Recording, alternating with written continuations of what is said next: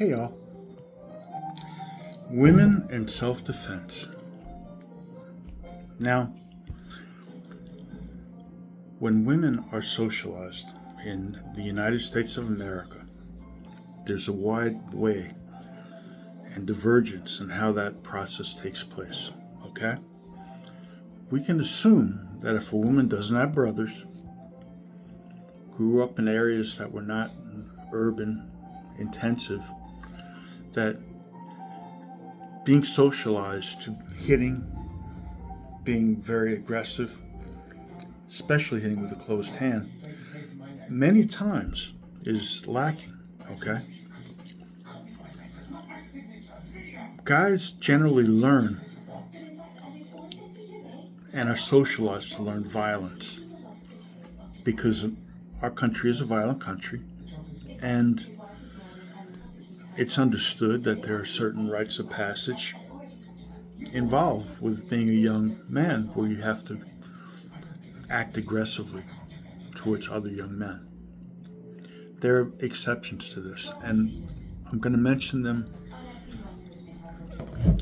because they're significant. They're not simply small caveats, okay? I grew up in the middle of New York City, and the first people to teach me how to protect myself were my babysitters, okay? My babysitters happened to be very strong, attractive girls. Remember, you got to understand, I was, like 3, 4, 5. They were teens. So put things in perspective. I'm talking to you as a very young person. Now, I'm going to mention them because they were forever mentors in my development. They taught me, first of all, to love and respect strong women. And also, they were my first introduction to the streets. Okay? Adrian Banheide and the Tomasino family. One of the things Adrian taught me was how to use a dog leash. Back in those days, dog leashes were made out of metal, and if somebody attacked you and you understood how to swing it properly, it was a very good weapon. You could also make a sort of a brass knuckles out of it. And she had been attacked a few times and been effective, so she taught me how to do that. To this day, when I do things with long-range weapons, I always remember those lessons from her. They weren't formal lessons, but, her showing me how this works. She also taught me restraint. One time she got really angry at me and gave me a good whack because I hit my sister on the head. She explained to me, her mother being a doctor, that that's dangerous. You don't hit people on the head,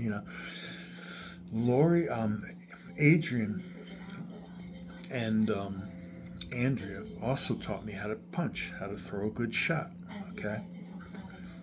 Again, these were my babysitters. They taught me how to throw a punch. In urban areas, a lot of the women were socialized in that fashion. In the case of Adrian, she was a single child, but she was tough. Her mother was tough. In the case of my other babysitter, Andrea, she grew up with a brother and sisters. And again, the family was tough. So this idea that women are lacking that way is not true. Not only because of my experience. I'm sure I don't speak alone for these things. Many people have had similar experiences. The thing that drives me absolutely nuts is when people mock women who are trying to work with that aggressive spirit, okay, in order to develop the capacity to do things like my babysitters were capable of doing, okay? They were attacked a few times because in New York at that time, this was the 70s, it was the way things were. People didn't take shit so seriously, If some sort of perv tried to do something, they had a very blasé attitude towards it. So these women were capable, okay? Enough. So you get these guys on YouTube now they like to look at a woman's video for a technique, or they like to look at somebody doing a very um, precise form. There's a woman who does silat, and she does a beautiful job. And of course, all the idiots are like, "Whoa, why don't you go in the cage?" This woman, she's probably in her 70s, okay? And she's capable of doing these techniques in such a way that if she's carrying any weapon, including a sarong or a knife, she is extremely capable.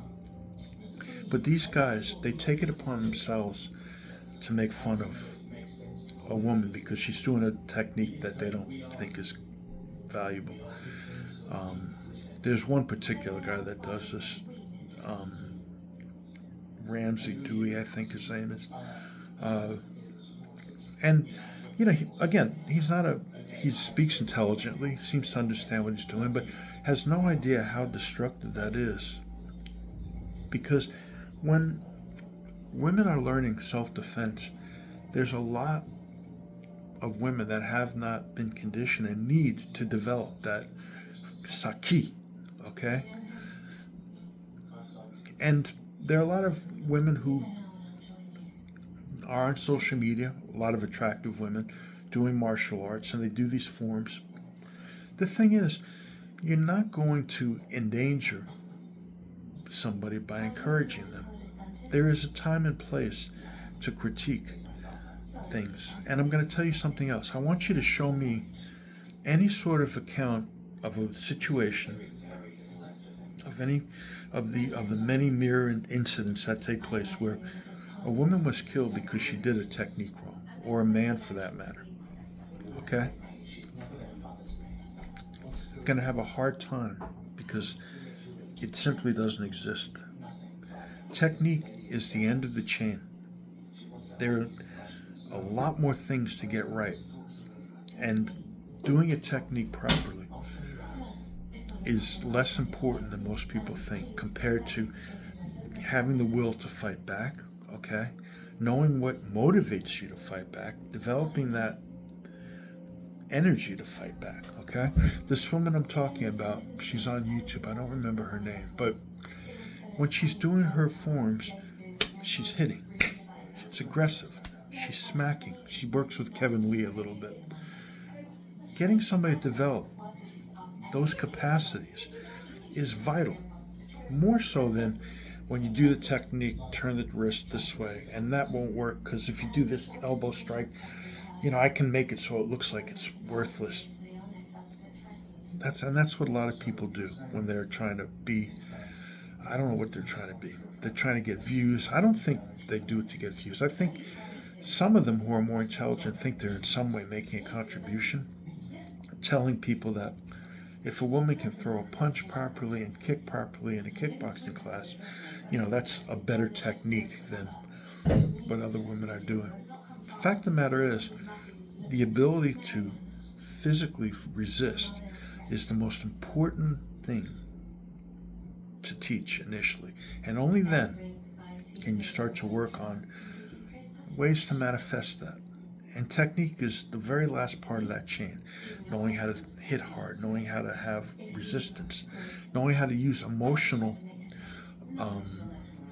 undercurrent to your advantage. If a woman is more emotionally driven, that can be a wonderful benefit if it's channeled properly, okay? Women have done things like lift a car off of a child under extreme stressful situations because of that drive. So getting anybody to understand what motivates them to really put forth, that's much more important than technique. So, all these guys that talk about technique and critique it, they don't usually do the technique properly, I notice. Stop it. It's ridiculous, okay? And so is this rejoinder that, if you don't go into a cage, you're not pressure testing, yada, yada, okay? That's also nonsense, okay? Pressure testing is important, and it is difficult to attain sometimes, but there are ways of doing it, okay? And while it shouldn't be confused with other things, okay, which I agree with, it should be understood that it's a process. And before those other things are in place, way before technique is in place, that has to be put forth. Okay? But you work up to that. And getting somebody to understand how to make their anger function for them, how to make their emotions, and how to make what makes them want to fight back are vital, much more so than technique. So with that being understood, when you see some of these people do things like that on YouTube, it's very disrespectful. And it serves no purpose. And it is not better for a woman to think that a kickboxing class, for example, or getting in a ring and throwing punches is the be-all and end-all of self-defense for women or anybody for that matter. Okay? It's just, if you read and understand what happens, what's important, that's not what gets people in trouble and killed. What gets people in trouble 9 times out of 10 is that they cannot find it within themselves to resist. It's just a fact, okay? And that's across the board. However, logically thinking, because more women are not socialized into resisting violently, it stands to reason that more women don't resist certain incidents than men. But it's irrelevant. Everybody has to understand that. And if women need a little bit more because of the numbers, then they should be helped with that. Now, I want to make a few distinctions to end this video. There are things like, for example, if you're a professional peace officer and women are being hired who are incapable, that's a different issue entirely, okay?